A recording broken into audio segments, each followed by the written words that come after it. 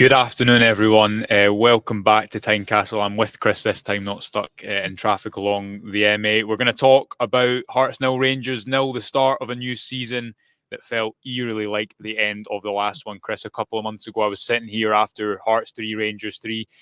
Today, only one new signing in the starting 11 for Rangers. Philippe Clement has been at pains to point out that this Rangers team is a work in progress. He said yesterday quite consistently in his press conference that are they ready for this game? Yes, but they'll be more ready. They'll be better in a few months. Obviously, the football starts now as well. A game where I think probably Hearts shaded it overall, certainly on the basis of chances. Rangers did have some good moments. Cyril Dessers hit the crossbar in the second half, and Tom Lawrence forced Xander Clark into a really good save. But Chris, I guess if I was to try and summarize that game very succinctly, which I've not just done, Rangers only had one new signing in that team, and as a consequence, it looked very much like last season. Fair enough? I think so. I think it sums up where Rangers are, but more importantly, sums up how much they still have to do. It sums up the distance that they still have to travel to make this a title challenging squad, to make this a title winning squad. There's a lot of work that's done on it. And you mentioned obviously Conor Barron as the only new player to start this afternoon. Oscar Cortez obviously came in last January, then re-signed this summer. You look at the bench, Tierney was obviously the main one that people were excited to see. He got his debut off the bench, didn't really offer that much in his time on the pitch. We think that Robin Proper will come into the side when they play Dynamo Kiev on Tuesday. So once Tierney's up to speed, once Proper's in that defence, they should make a difference to the team. But you're still looking around and thinking there's a lot of work to be done. Now players still have to settle in, obviously. But I think that it does just highlight, as you say, it felt very much like a continuation of last season rather than the end of a cycle or the start of something new. This could easily have been the final game of last season rather than the first game of this season. Yeah, Neil, kind of an agreement saying one new signing in the starting lineup. We played with the same guys as last season and got the same result. I think two things can exist at the same time, Chris. You can say from Philippe Clement's point of view, yes, there might only be one new signing on the pitch today, but a lot of work's gone in the background. Rangers have cleared a lot of wages off. You know, the last week, Tierney and Proper in, Goldson out. We know that Tierney's arrived for a very favourable price and is on lower wages than Goldson, and the squad has started to be restructured. And you can say all that, and that is true. And for the long term, there have been long-term decisions made to solve long-term issues. And I think that's fair. You can also question some of the decision-making. You look at the fact that Rangers do have this crucial Champions League doubleheader. And yes, the expectation maybe isn't that Rangers get into the Champions League.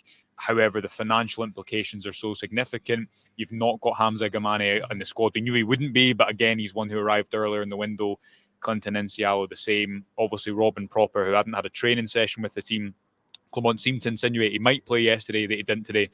So you can say those two things at the same time. And then also the fact that, is it not fair you expect to see a little bit more, certainly on the ball? And Clement, I'll read what he had to say on the first half, because he said he wasn't satisfied with the first half. For sure, we lacked intensity in the duels. There was a lot of long balls where he didn't win the first duel, also not the second duel, also not the third duel. Because of that, we came under pressure with the ball. We weren't calm enough. It was really important to have 15 minutes during halftime to put things straight, show the team where we were going wrong and change that. It changed a lot in the second half. We took control of the game and played better football, had good chances and dominated the second half. I think that Rangers did have a game plan today. I don't subscribe to this whole Rangers don't have a style of play thing. They do. You can disagree with whether you like it or not. I think you can say that Rangers need certain players in. They definitely played too many long balls in the first half. For me, they were trying to get the ball wide to their wingers. None of their wingers had a great impact in that game, and that led to them, because Hearts sat off them quite a lot, it was very direct, and that lost a lot of control.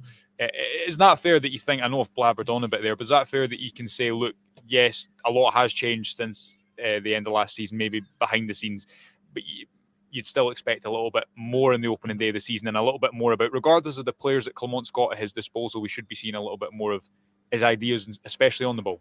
I think we should be, and it's ultimately the most important thing for any Rangers manager is results. But I think he has been here long enough now where we are now right to expect performances. We're right to expect a higher level of performance. Certainly right to expect being, you mentioned the second half, being dominant, I think dominance probably stretching it. Hearts deserved. If one team was going to deserve that game, it was Hearts. I think so, because even the chances you also look at the Dessers one that hits the bar, that hits the post, unlucky. You mentioned the Lawrence one, a good save from the goalkeeper. Shanklin had a couple in the second half. There was a mix up between Butland and Leon Balogun that could have resulted in a goal. I think saying that Rangers dominated is stretching it slightly, and it's not a dominant style of football that we're seeing. It's not. Now the manager can maybe say, well, we had the better chances. We deserve to win the game, but Rangers don't control games in the manner that you expect them to. It's perhaps easy to hark back to Stephen Gerrard's time, but certainly look back at the last Rangers title-winning side. Rangers controlled games for large spells during that season. They were dominant in those games. Clemont's side, yes, they may well be on the front foot and they may have carry periods where they're in the ascendancy, but to me they don't dominate games in the manner that you think of, really having long periods of the ball, being able to move the opposition to suit Rangers' game style. As you say, it becomes a bit direct, it becomes a bit frantic, playing for second balls at times. It doesn't strike me as this dominant style of football. Now maybe the manager's dominant and our definition of that are slightly different, but I don't think the Rangers fans will be overly impressed with the level of performance or the style of play, which you can get away with as long as you're picking up results. But does this look like a side that's going to pick up results? Is this a side in the latter stage of last season that did pick up results? Ultimately, no. And when you don't have either of those things, then you open yourself up to more sustained criticism. I think you raise a good point about style of play. I mean, Maka is saying here, we didn't concede, but the defence is still worrying. What you're saying about control, that's true, because it doesn't feel like Rangers control a lot of territory. So they're quite happy for the game to be quite open. It reminds me a little bit of watching, and this isn't necessarily a compliment, sometimes of watching Man United, and the whole thing at the end of last season when they weren't in a great vein of form was that they concede all these shots. And Rangers, I don't know how many shots they conceded today. I think Hearts had a higher expected goals, and their decision-making on a lot of occasions probably let them down, Hearts, where I feel like Rangers' chances were more down to maybe moments as unfair. Obviously, Dessers had a couple of good opportunities, but it felt like quite often, like last season, Rangers were open to the counter-attack. And as you say, because they want to attack quickly, but they don't really always have the numbers to play through midfield, that you'll see the wingers stay high and the fullbacks stay wide and mostly in the build-up. That can lead to Rangers maybe trying to attack quickly, but when there's not that much space, it can be too direct. You remember the Dundee 0-0 game last season where it just felt like they were trying to attack space in behind the defence that isn't there.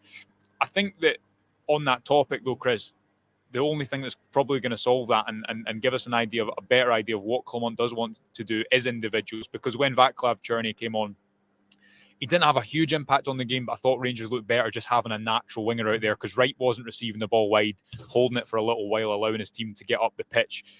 Robin Proper didn't train with the squad, so wasn't in there today. But is that fair that maybe we will see a little bit more of what Clement wants to do when he has his players in? But this theme of Rangers conceding counterattacks that stretches back to last season was certainly visible today again, wasn't it? I think it's easy to put both of those aspects in different compartments, if you like, and say, well, performances are one thing, results are another thing. You can then do the same with the structure of the side and the quality of the side. Ultimately, whatever quality a player, a manager has, he also has to do the best job that he can. And I think a number of the fans maybe are not convinced, even if you do have a slightly higher quality of player in the side, is the structure of the side good enough? Is the Clement style of football, is the way that he's setting the team up, is that going to improve markedly just because there's a higher standard of player in? So if Robin Proper is an upgrade on Ben Davies, will Rangers be better? Yes, they should, but are they going to be enough better, for want of a better phrase? If you have a more effective number 10 than Tom Lawrence, is that going to raise it? As you have a more effective number 9 than Cyril Dessers, yes, Rangers will be an improved side, but are they going to move through the gears and move up the levels as much as they have to, when you look at how Clement is actually setting the side up? And it's not just a case of a couple of weeks now. He's been here for long enough now. I don't think we're really seeing enough of it. Yes, it's early in the season, but these games matter. No, the first game last season mattered. It got Rangers off to a difficult start.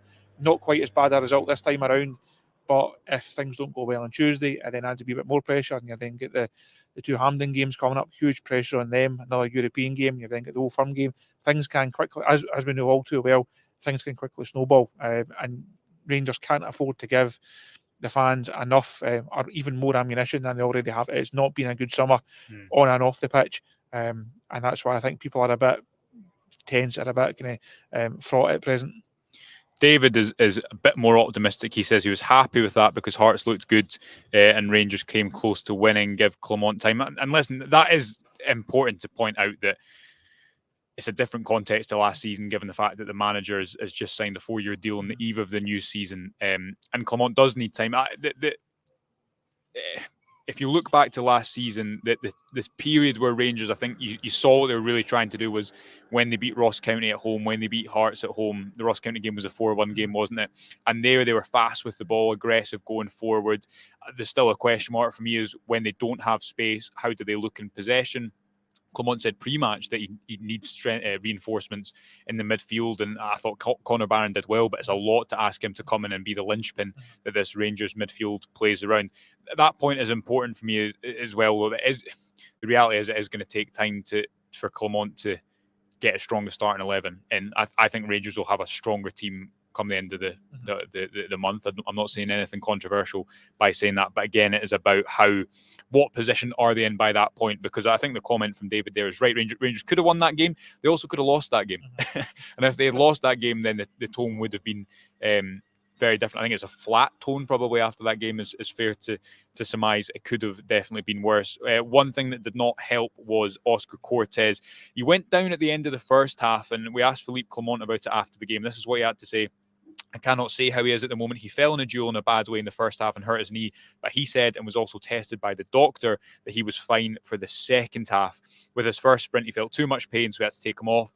It's not an ideal thing because you lose a moment to make a substitution. It's experience for a young player, knowing your body, knowing the pain, what you can do and what you can't do. That's part of the journey of young players to get a better assessment around that. So effectively what I think Clement is saying there is that Cortez felt he was okay at halftime. As soon as he tried to run on it again in the second half, he wasn't. We've had this discussion a million times before. The last thing Rangers need is a serious injury there. He's been someone that had injury issues last year, and Rangers have been trying to manage his minutes in pre-season. You hope it's a precaution. We shan't hold our breath based on Rangers and injuries. I don't think it didn't really sound like a precaution from the manager. I think if it was a precaution, it would have come off at half time. It sounds like they've asked him, "Are you fit? Are you fit? Are you good to go?" He said yes. Doctors had a look at him and thought, right, he's okay, and we'll give it a go. But as the manager outlined, really early on in that second half, he's obviously tried it, felt more pain, and then had to admit that he's had to come off. As the manager said, maybe just a wee bit of an experience, but you can almost understand it because he's come into the club. He had his injury problems last season. Missed most of the second half of the campaign. Has worked hard. He's got himself back. He's done his time in pre-season. He's been given that left-sided slot today, and he'd have been keen to make an impact. I thought there was a couple of times in the first half he looked bright, looked quite direct. A couple of other times he looked a bit sloppy and get caught out, certainly defensively. I think that's a bit of a concern. But he's also keen to make an impact. He's keen to try and show the fans what he can do. Wants to get his season off to a good start, and he's maybe just pushed it more than he should have done. Where somebody who, as the manager said, knows his body a bit better, somebody slightly more experienced, actually says, "Look, Gaffer, I'm sorry, but take me off just now, and I'll be good to go from the start on Tuesday." Hopefully, it's not a costly thing. Hopefully, Rangers don't end up losing him for a couple of weeks because the manager. It's only yesterday that the manager addressed the injury situation and how they can't afford to repeat of that.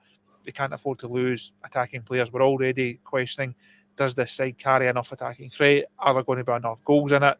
You look at Dessers, you look at Danilo, you mentioned Igamani later on. Rangers need goals from the wide area. They cannot rely on the three guys who are notionally the number 9. They need goals from the other areas. Cortez will be expected to chip in that regard.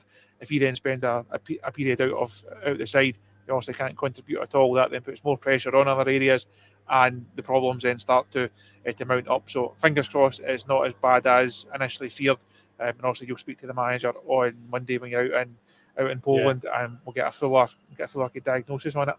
Yeah, the reality is, and again, this was brought up in the post-match press conference, Clement spoke about making smart rotations to his team for Tuesday because he still feels like he's building up. He said yesterday, didn't he, that pre-season doesn't end now.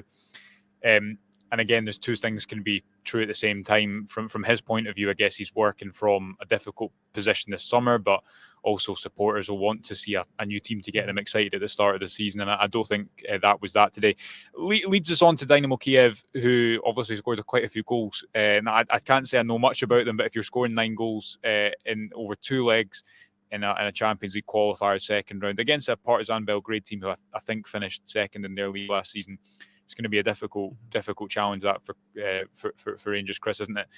Results change tones. If Rangers could go and get a result there, bringing it back to obviously playing at Hampden twice in a number of days, then that would, I think, give everyone a lift. But I guess the conclusion from today for me would be, we've discussed everything, the context, everyone knows the context of this summer. You still need to see a lot more, even within that, from this Rangers team. You need more quality. And you need stuff to hold on to while the rest of this summer rebuild goes on. We're going to build up to the Kyiv game in the next couple of days, but it's going to be really difficult for Rangers going away. I guess the one positive is that they have maybe that away tie first, and it's not going to be Ibrox at Hampden, but at least it gives you hopefully that home advantage in the second leg. I think that's something they will have to try and take advantage of. Now, the manager spoke in the last couple of days about giving the fans something to hold on to in these Hampden games. He knows it's not going to be the full Ibrox experience. Obviously, Hampden, a very different stadium. It will have a very different feel about it. But Rangers, well, they're there. They have to win these games. There are no excuses. You cannot use Hampden as an excuse when you then miss out on tens of millions of pounds of Champions League money. Rangers, as you outlined, I think it is a difficult tie for them. They have looked susceptible, to say the least, defensively over pre-season, certainly again this afternoon. And a Kiev side that, as you outlined there, have scored a number of goals in the 2 games so far. They will certainly fancy their chances. I would assume of taking a first leg lead and then taking their chances at Hampden. So interesting to see how the manager sets up. As you say, he's mentioned last couple of days about maybe not making it 2 11s, but I think we will see a bit of rotation. But you then look at the bench and think, well, who's Cherny is a natural one to come in on the right, Proper, a natural one to come in at centre half. Apart from that, there's not really a lot of options there. You're still looking at the squad just not having that depth. I'm sure James Tavernier's name will come up in dispatches over the next couple of days. But how fit is Dujon Sterling? Can he come in and get through 90 minutes? If not, how much can he actually put into performance? It'd be a big risk, I think, to change it at left back and put Hefty in middle of the pitch. You just don't have the options. It's Diomande and Conor Barron. That is your 2. So it's easy to say, well, just go and change it. You can only change it if you have the personnel to change it. So I would be surprised if it looks too different from the side that we saw here this afternoon. But performance and result wise, I think it certainly has to be different. Proper, I thought you saw today, we knew that Rangers needed a centre half, regardless of whether Conor Goldson stayed or went. It was always clear he was going to leave this summer, I think, pretty early. You saw today why Rangers need Proper, because for me, I thought it was a bad afternoon for Ben Davies.